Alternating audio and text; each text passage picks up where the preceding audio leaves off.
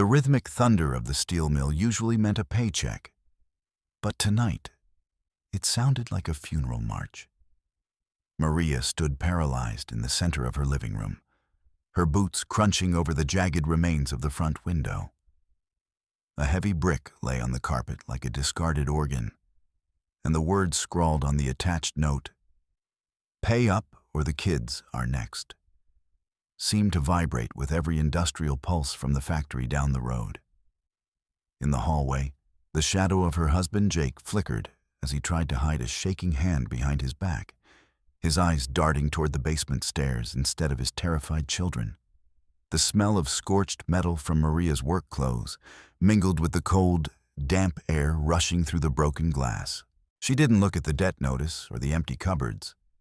She only looked at the heavy wrench still gripped in her grease-stained hand, realizing that the man she shared a bed with was more dangerous than the 3-ton industrial press that had nearly crushed her hours before. The metal platform vibrated beneath Maria Thompson's boots, a rhythmic, bone-deep shudder that mirrored the pulsing heat of the Gary Steelworks. Here, in the belly of the industrial beast, the air possessed a physical weight, thick with the acrid stench of scorched coke and the metallic tang of oxidation. It was a world of shifting ambers and suffocating grays. High above, a massive ladle drifted through the hazy rafters like a bloated predator, spilling a cascade of orange sparks that hissed as they died in the soot-choked dust of the floor. Maria pressed a grime-stained palm against the hollow of her throat, her lungs protesting against the searing draft. The low-frequency thrum of the blast furnaces drowned out everything. Thought, breath, the very memory of silence. She wasn't just a worker. She was the conductor of this mechanical chaos. Her gray eyes, sharp as the steel she forged, tracked the stutter of the conveyor line. It had hitched, a mechanical hiccup that threatened to derail the shift's quota. Maria didn't wait for the foreman's whistle. She lunged toward the railing, her movements sharp and economical, honed by 20 years of avoiding the machine's hungry teeth. She began to gesture, her arms cutting through the shimmering heat haze, signaling the floor crew with a vocabulary of necessity. Sweat tracked through the grease on her forehead, stinging her eyes beneath the fogged plastic of her safety goggles. Every hammer blow from the pneumatic presses vibrated in her skull, a relentless metronome of labor. She watched the lead mechanic's lips move. He was cursing the belt, she knew.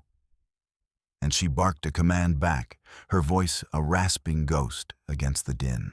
Only when the line lurched back into its murderous rhythm did she allow herself a second to breathe, dragging a blackened rags across her face. The walk home was a transition through layers of decay. Gary, Indiana, didn't sleep. It merely rotted in the damp Indiana night. The transition from the factory's roar to the street's hollow silence was jarring. Maria's fingers felt like leaden weights as she fumbled with the key to her front door. The lock was stubborn, reflecting the house itself. A 2-story brick skeleton with peeling red paint that seemed to lean away from the sidewalk in shame. Inside, the air was stagnant, smelling of old frying oil and the chemical sharpness of cheap detergent. She forced the tension from her shoulders, smoothing the deep furrow between her brows before the children could see. "Lila? Eric?" she called out, her voice cracking. Lila appeared in the doorway of the kitchen, her oversized sweater swallowing her thin frame.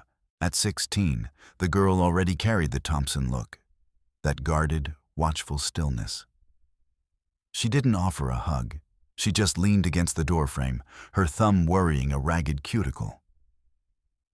"Dad's not back," Lila said, her voice a flat line. Again, Maria didn't answer. She couldn't. She moved to the sink, scrubbing at the grease that had made a home in the cracks of her knuckles.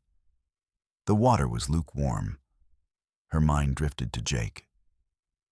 He'd been a ghost for weeks. claiming overtime shifts that never showed up on his pay stubs, his eyes darting toward the corners of the room whenever she mentioned the rising stack of envelopes on the mantel. She felt the controls slipping, a fraying rope in her hands. The next morning brought a different kind of heat. The cold, clinical burn of a legal notice. Maria reached into the rusted maw of the mailbox, her fingers brushing against a heavy envelope. The Ministry of Justice stamp was a bruise on the paper. Notice of foreclosure. Notice of eviction. The words didn't just sit on the page, they bit. She felt her heart hammer against her ribs, a frantic, trapped bird. Her grip tightened until the paper groaned, crumpling into a jagged ball. The reality of it.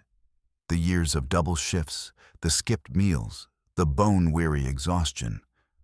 All of it was being erased by a single blue ink stamp. She didn't cry. Maria Thompson didn't have the luxury of tears. Instead, she marched into the kitchen where Jake sat hunched over a cup of dregs, his hair a frantic mess of gray-red spikes. She hurled the crumpled notice onto the table. It skittered across the formica, knocking into a salt shaker before coming to rest. "Explain this," she whispered, her voice a low, dangerous vibration. Jake didn't look up. He stared at the paper as if it were a coiled snake. His hands, hidden in his pockets, were clearly shaking. She could see the fabric of his jeans twitching. It's a mistake, Mayor. The bank's system, they had a glitch. I talked to them last week." "You lied," she said, the realization settling in her gut like lead. "You took the mortgage money." "Where is it, Jake? Where's the house?" He stood up then, his movements jerky and desperate. He tried to reach for her shoulder, his face twisted into a pathetic imitation of a reassuring smile. "I'll fix it. I've got a lead on some work, real money. By next week, this'll all be a bad dream. Just trust me, okay? Just one more week." Maria recoiled from his touch, as if he were covered in lie. She didn't see a husband. She saw the man who had set fire to their children's future while they slept. The bank office was a temple of indifference. The air conditioning was so sharp it felt like needles against Maria's skin, still sensitized by the factory's heat. The loan officer, a man whose shirt was so white it looked artificial, spread a fan of documents across the desk. Maria's eyes tracked the signatures. Jake Thompson, Jake Thompson, Jake Thompson. On every page, the ink was bold, reckless. Some were shaky, the marks of a man signing in a fever of hope or a haze of whiskey. "The second mortgage was taken out 6 months ago," the officer said, his voice a monotonous drone. "The payments haven't been met since the first month. I'm sorry, Mrs. Thompson, but the grace period ended in July." Maria traced the loops of Jake's J. It was a brand. Each stroke was a brick removed from their walls. She felt the floor beneath her tilt. The house wasn't theirs. It hadn't been theirs for a long time. She was living in a shell, waiting for the wind to blow it over. She went back to the mill because there was nowhere else to go. The second shift began with the scream of the siren, a sound that usually signaled the start of her reign. But today, the noise felt like an accusation. She stood at her station, her vision swimming. Rainbow halos danced around the overhead lamps. She'd had 5 cups of the sludge from the vending machine, but the caffeine only made her heart skip beats, a frantic, uneven rhythm. "Maria, you look like hell." Bill, an old welder with lungs full of soot, shouted over the roar. "Go home. I'll cover the line." "I'm fine," she snapped, her voice metallic. She pulled the lever for the hydraulic press with a violence that made the gears groan. She couldn't afford a missed hour. Every cent was a grain of sand in the hourglass. The fatigue hit her in a sudden, sickening wave. the world turned into a viscous smear of gray and oil. The rhythmic thump-hiss of the press became a lullaby. For a fraction of a second, Maria's eyes drifted shut. Her hand remained on the guide rail, inches from the kill zone. A sudden, high-pitched whine from the machine's secondary piston snapped through the fog. Maria's eyes flew open just as the multi-ton steel plate began its descent. It moved with a terrifying, silent grace. Instinct, raw and primal, surged through her. She threw herself backward, her boots skidding on the oily floor. The press slammed home. The gust of air from the impact hit her face like a physical blow, cold and violent. She lay on the concrete, her chest heaving, staring at the vibrating steel plate. If she had been a second slower, her arm would have been a red smear on the machinery. In the infirmary, the smell of iodine and floor wax was a suffocating blanket. The company medic, a man who had seen too many crushed limbs to be truly sympathetic, dabbed at the shallow cuts on Maria's forearms where flying scale had bitten into her. "You're exhausted, Thompson," he grunted, sliding a medical leave form across the desk. "Take the 48 hours. You're a liability out there like this." Maria looked at her hands. The grease was etched into the lines of her palms, a map of a life spent in service to machines that didn't care if she lived or died. She thought of the eviction notice.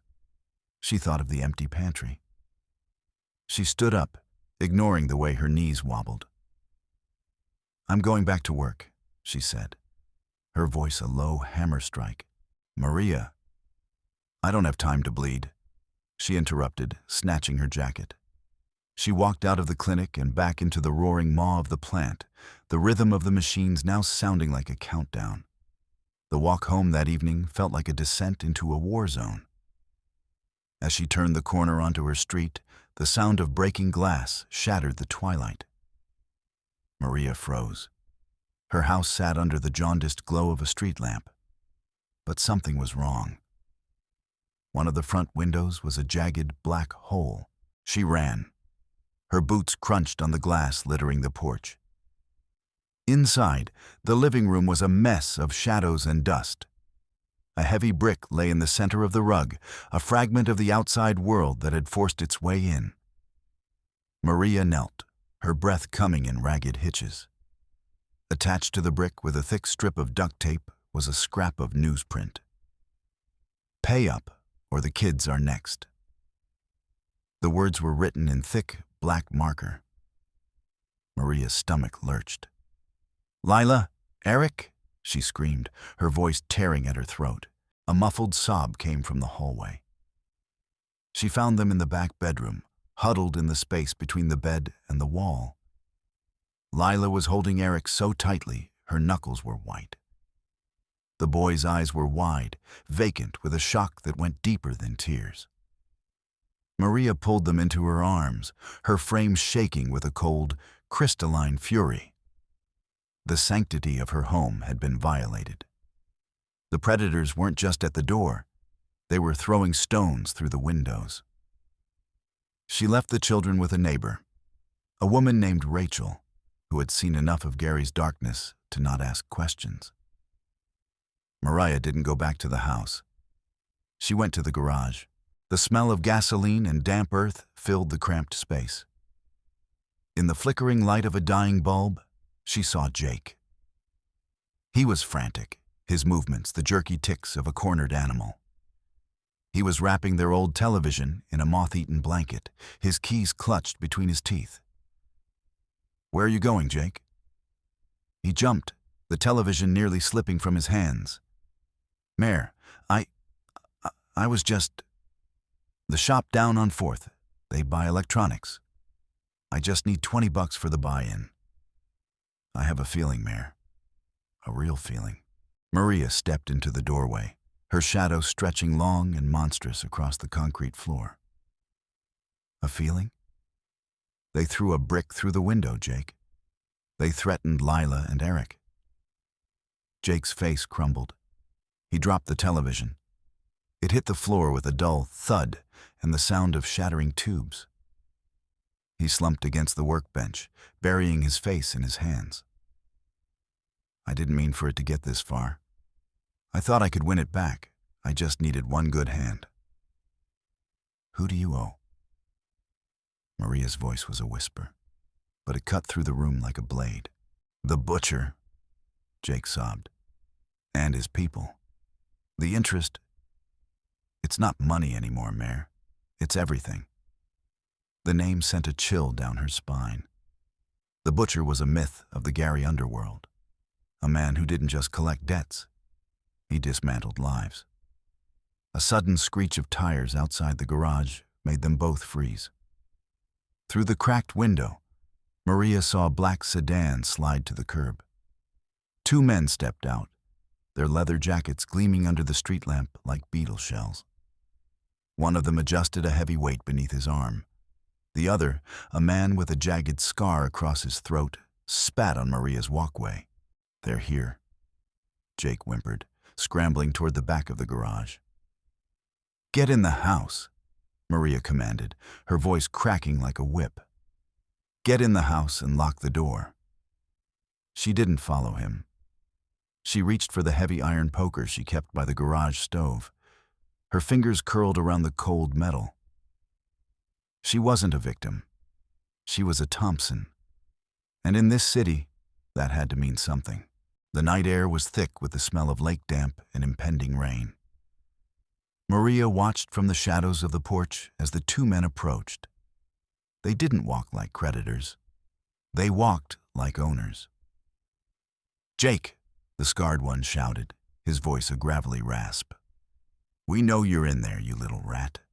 The butcher's tired of waiting. Maria stepped into the light.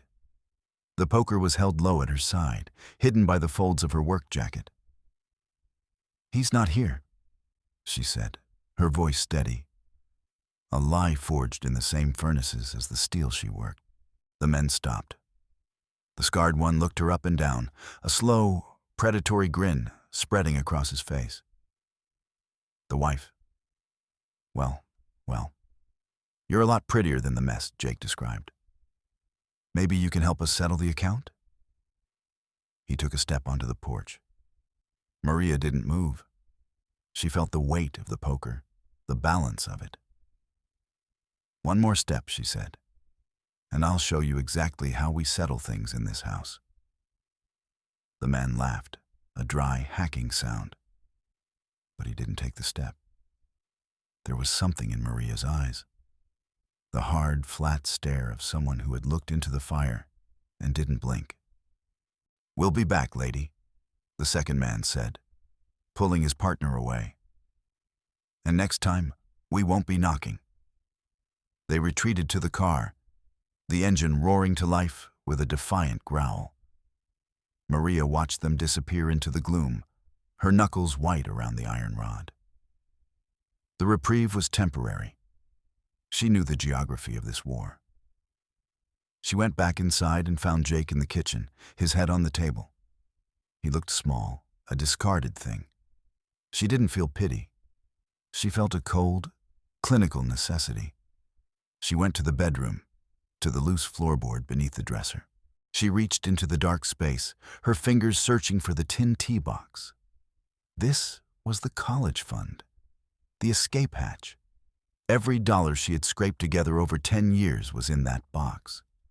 Her hand hit empty air. Maria's breath hitched.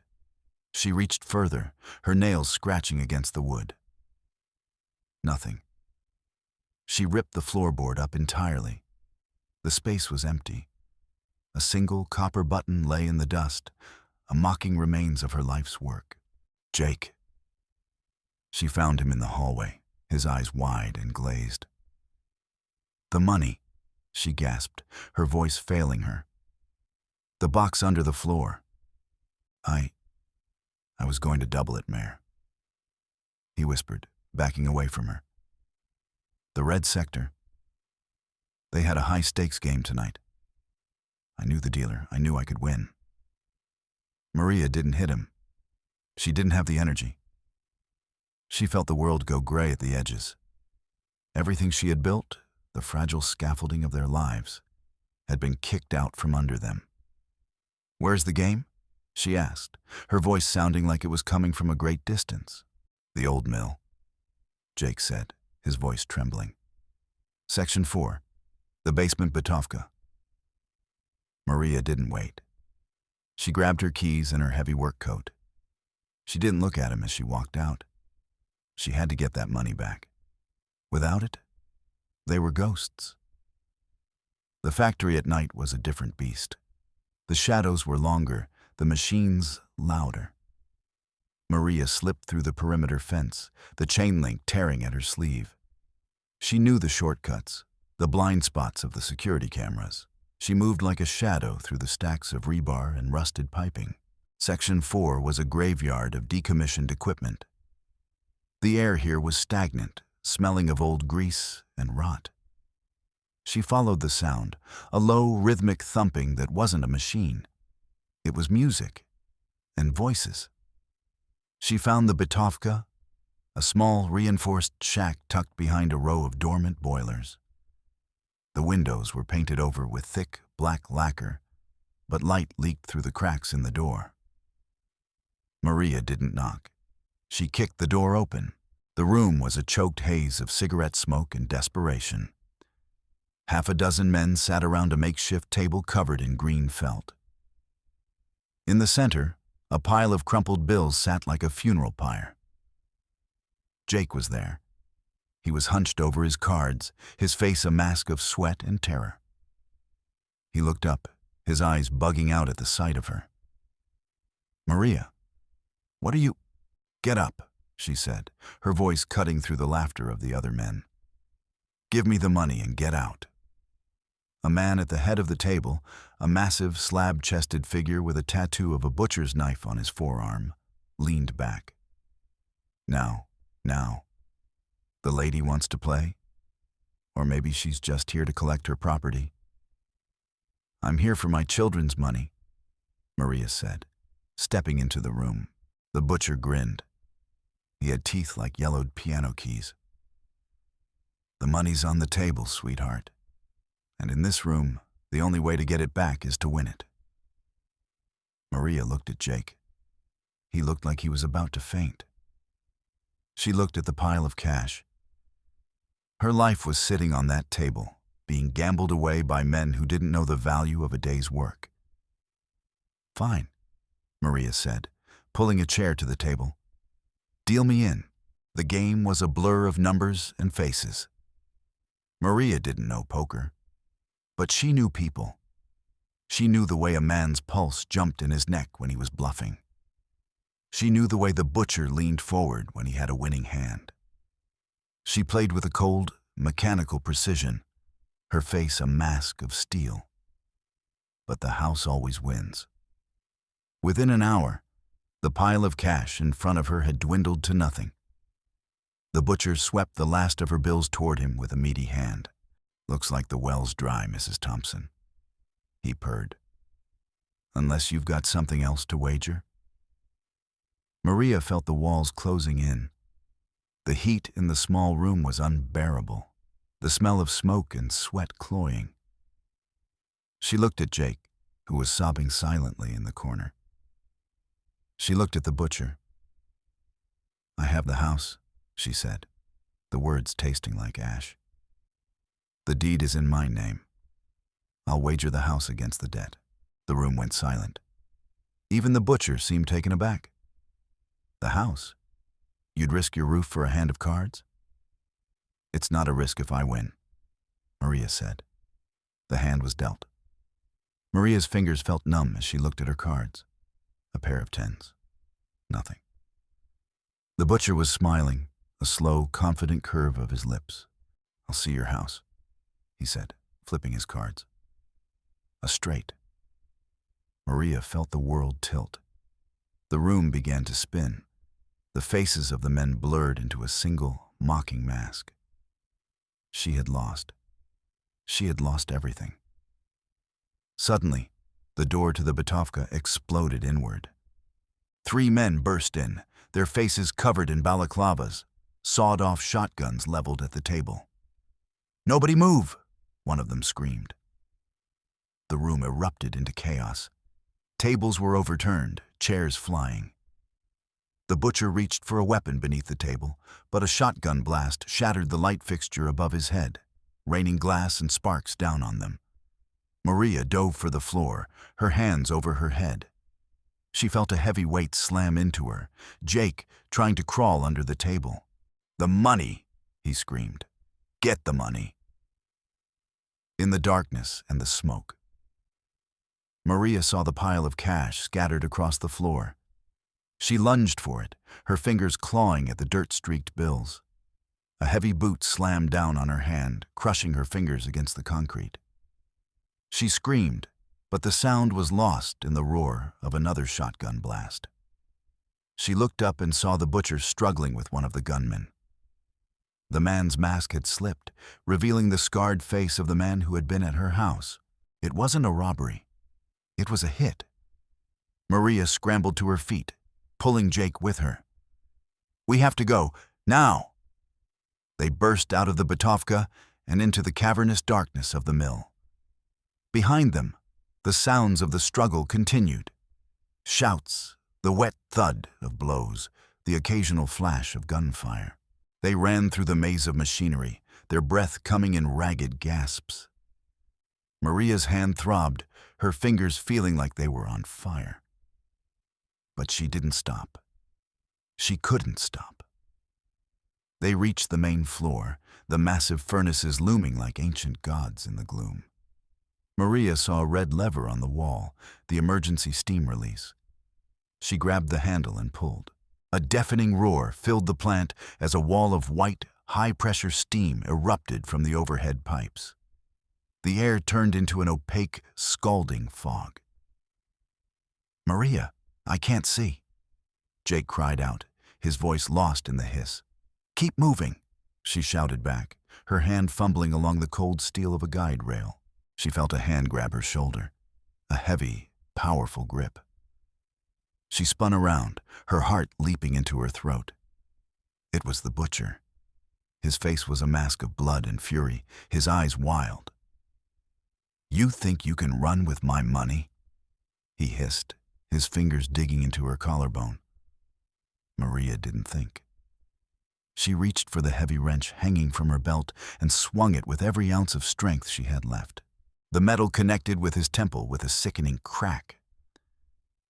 The butcher's eyes rolled back, and he slumped to the floor, disappearing into the swirling steam.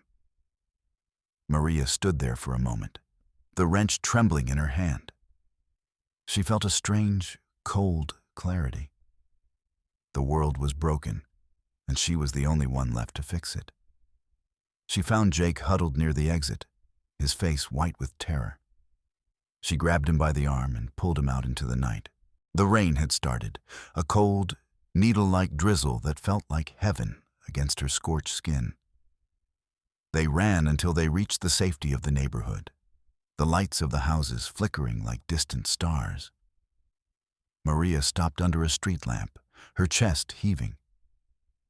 She reached into her pocket and pulled out the wad of cash she had managed to snatch from the floor. It wasn't much, maybe a few $100s. Not enough to save the house, not enough to pay the debt. But it was something. She looked at Jake. He was staring at her, his eyes filled with a mixture of fear and awe. "Mare, what are we going to do?" Maria looked at her hands. The grease, the blood, the scars. She looked at the dark silhouette of the factory against the gray sky. "We're going to survive," she said, her voice a low, steady hum. "But first, you're going to sign the papers." They went to the dispatcher's office at the edge of the yard, a quiet, fluorescent-lit room that smelled of ozone and old coffee. Maria sat Jake down at the desk and slid the deed of the house in front of him. "Sign it," she said. "The house goes to the children. You have no claim, no right." Jake looked at her, his lip trembling. "Mare, please, I can change. I can make it right. Sign it, Jake, or I call the police and tell them exactly where you were tonight. I have the recordings. I have the evidence." He signed. His hand was shaking so badly the signature was barely legible, but it was there. Maria took the paper and folded it carefully, tucking it into her inner pocket. She felt a weight lift from her shoulders, a burden she had been carrying for 20 years. "Now go," she said. "Get out of Gary. Don't come back. If I see you again, I won't be using a wrench." Jake stood up, his movements slow and defeated. He walked to the door, paused for a moment as if to say something, then vanished into the rainy night. Maria stood at the window, watching him go. She felt a strange sense of peace. The house was gone, the money was gone, her marriage was a ruin. But she was still standing. She walked out of the office and onto the factory floor. The first shift was starting, the roar of the machines beginning to build. She saw her crew gathering near the main press, their faces weary but determined. Maria took her place at the head of the line. She felt the vibration of the floor beneath her boots, the heat of the furnaces against her skin. She reached for the lever and pulled. The machine roared to life. The steel began to flow. Maria Thompson stood in the center of the chaos, her eyes fixed on the fire. She wasn't just a worker anymore. She was the master of her own destiny. And in this city of smoke and shadow, that was enough. The end was just the beginning. She looked at the glowing metal, the sparks dancing in the air like tiny, defiant stars. She had lost her past, but she had claimed her future. And as the sun began to rise over the jagged skyline of Gary, Maria Thompson smiled. It was a hard, cold smile, but it was hers, and it was beautiful.